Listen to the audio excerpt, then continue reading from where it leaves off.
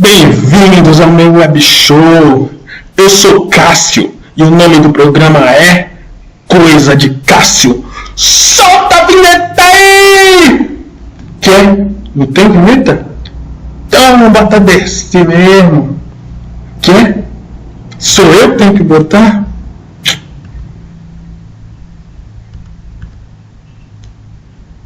Fazer o que, né? Tô sozinho aqui mesmo. Então vamos que vamos. Primeiramente, o que significa a sigla RPG? Conforme a saudosa revista brasileira especializada em RPG, Dragão Brasil, que tinha como slogan a maior, a melhor e a única revista brasileira especializada em RPG, RPG vem de Roleplay Game, que significa jogo de interpretação de personagem. O jogo de RPG, minha gente, é um jogo totalmente diferente dos outros jogos. Mas não é por causa dela não. É porque nele você não apenas controla seu personagem, como num jogo de videogame, por exemplo, mas você o interpreta. Talvez o RPG seja o jogo mais próximo da arte dramática que existe e também da literatura. Inclusive, já escreveram até mesmo teses de doutorado sobre RPG. Além disso, há jogos de RPG que foram desenvolvidos propositalmente para serem usados como instrumento educacional. Este é o caso da série Mini GURPS, que tem como cenário de jogo a história do Brasil e que a cada livro da coleção trouxe uma frase diferente de nossa história, um instrumento lúdico, divertido e que realmente é capaz de despertar o interesse dos jogadores pela história do Brasil, como fez comigo este pequeno youtuber que vos fala. Este exemplar, de autoria de Luiz Eduardo Ricon, trata do tema do descobrimento do Brasil e foi lançado em comemoração aos 500 anos do descobrimento. E além de tudo isso, jogar RPG ainda faz com que a pessoa desenvolva o gosto pela leitura e pela escrita. Mas a esta altura você já deve estar mais ou menos assim, puxando os cabelos e gritando: mas como se joga RPG? Como o jogo funciona? Primeiramente você precisa saber que para jogar RPG você não vai precisar de nenhum aparelho, como o que esta garota está usando, por exemplo. Algumas pessoas chamam de RPG para alguns jogos de videogame ou de computador, mas o verdadeiro RPG não é um tipo de jogo de computador, ele é mesmo de tabuleiro. Sinto dizer. Fazer lugar, não sinto não. Para jogar RPG você precisa basicamente de um livro como este aqui. Muitas pessoas não sabem, mas o meu famoso desenho Caverna do Dragão, esse aqui, para quem não lembra, se passa em um cenário de RPG, mais especificamente do jogo Dungeons & Dragons, que significa Masmorras e Dragões. Esse é o livro básico do jogo Dungeons & Dragons, ou simplesmente D&D, como é chamado por seus jogadores.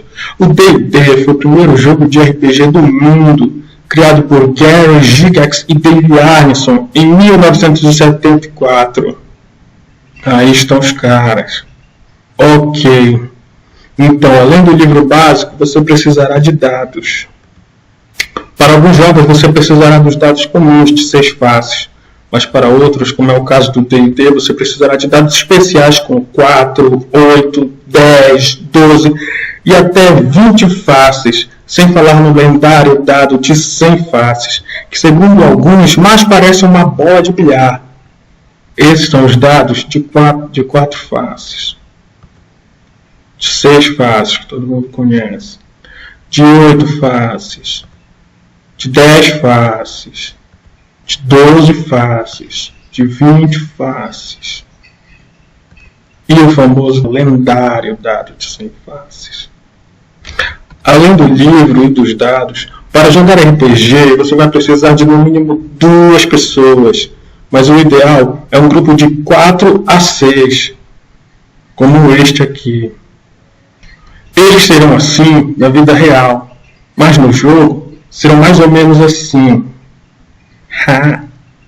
Mais do que 6 pode dificultar o andamento do jogo, mas ainda dá para jogar com mais de 6 pessoas.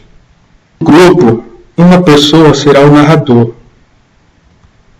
Neste caso, é o cabeludo atrás do biombo.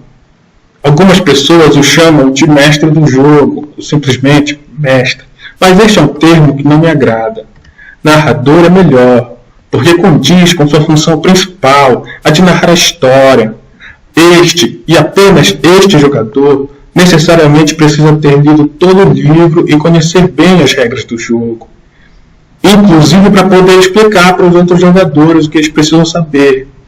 Então, se você vê alguém lendo um livrão escrito lobisomem na capa, como este aqui, não se preocupe, ele não é um lobisomem de verdade. É só o mestre do jogo, ou o narrador. O narrador tem controle total sobre o jogo e sua palavra é lei. Por isso ele também é chamado de mestre.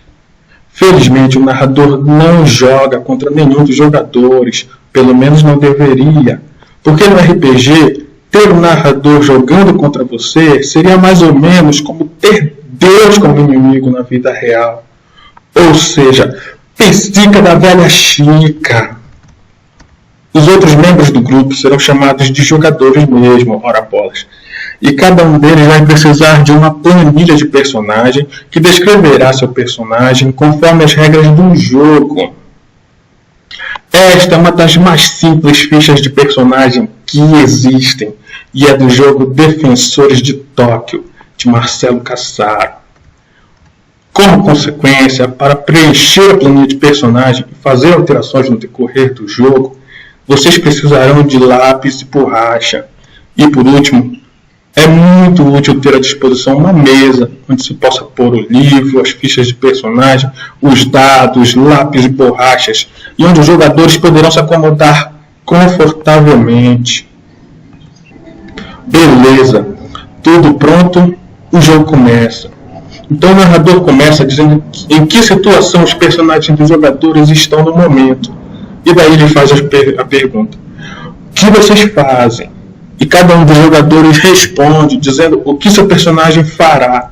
E caso seu personagem diga alguma coisa, ele não pode simplesmente dizer que seu personagem disse alguma coisa. Não. Ele tem que representar. Por exemplo, é proibido falar blasfêmias como essa.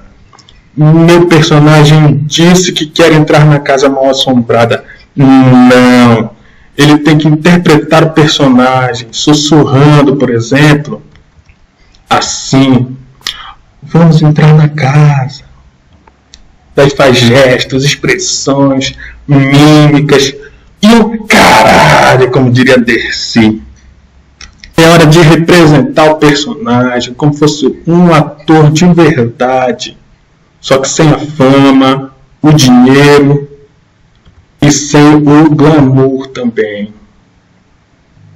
Por isso eu disse que provavelmente o RPG é o jogo que mais se aproxima da arte dramática.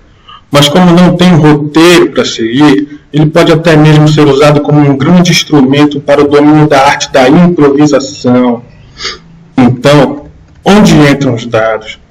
Pois bem, digamos que você está jogando o jogo de RPG do Senhor dos Anéis.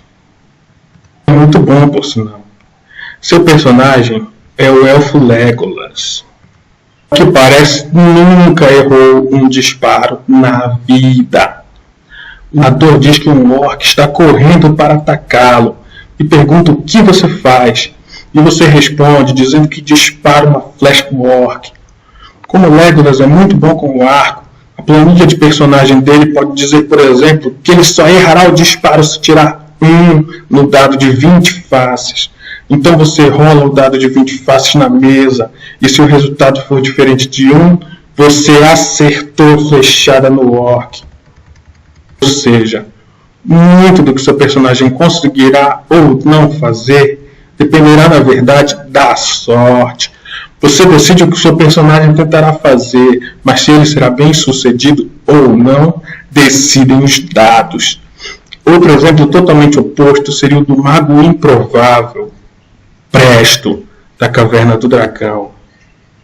Como eu disse, se passa no cenário do jogo Dungeons & Dragons. Mostra essa imagem aqui da abertura do desenho. E foi criada pelos mesmos autores do jogo D&D Dungeons & Dragons em 1986. A ficha de personagem do Preston provavelmente estaria dizendo que ele só conseguiria fazer uma boa mágica ou tirar o que ele realmente queria daquele chapéu mágico, obtendo um 20 no dado de 20 faces. Senão, sairia qualquer coisa ridícula dali de dentro. Pois bem, é assim que o jogo vai se desenrolando. O narrador descreve a situação e os jogadores dizem o que seus personagens farão naquela situação. Então rolam os dados para determinar se foram bem-sucedidos ou não. Então o narrador descreve o que aconteceu em consequência dos resultados das ações deles, o que nos leva a uma nova situação e uma nova decisão para os jogadores. E assim o jogo se desenrola e vai se formando uma história, um conto, um roteiro, uma trama ou qualquer coisa. Por exemplo, a obra do famoso autor da Guerra dos Tronos, George R.R. Martin, intitulada Wild Cards, ou Carta Selvagem em português, começou como um jogo de RPG, que se utilizava do sistema de regras do GURPS, também utilizado para criar o descobrimento do Brasil. O George, meu camaradinha, meu amigo do peito, meu irmão camarada, reuniu um grupo seleto, composto exclusivamente de escritores de fantasia medieval e ficção científica. E as sessões de jogo acabaram dando origem a uma história que foi publicada em uma coleção de 22 livros de aproximadamente 500 páginas cada um. Já pensou? E tem outra coisa. Se você quer assistir um grupo de nerds famosos, engraçados, se esbaldando de jogar RPG, assista a série Big Bang Theory, ou Big Bang, a teoria em português, onde em vários episódios Sheldon e companhia jogam RPG de uma forma tosca e nada condizente com a grandeza e a glória RPGística, mas até que é legal, principalmente quando é o astronauta Howard Wolowitz que faz o papel de narrador. Pois bem, para um vídeo introdutório sobre RPG, acho que já chega. Muito obrigado pela atenção. Me ajude clicando em gostei, se inscreva no canal e comente. Talvez role até um sorteio de alguma coisa para quem comentar, clicar em gostei e se inscrever no canal. E vamos que vamos, people! Até o próximo vídeo.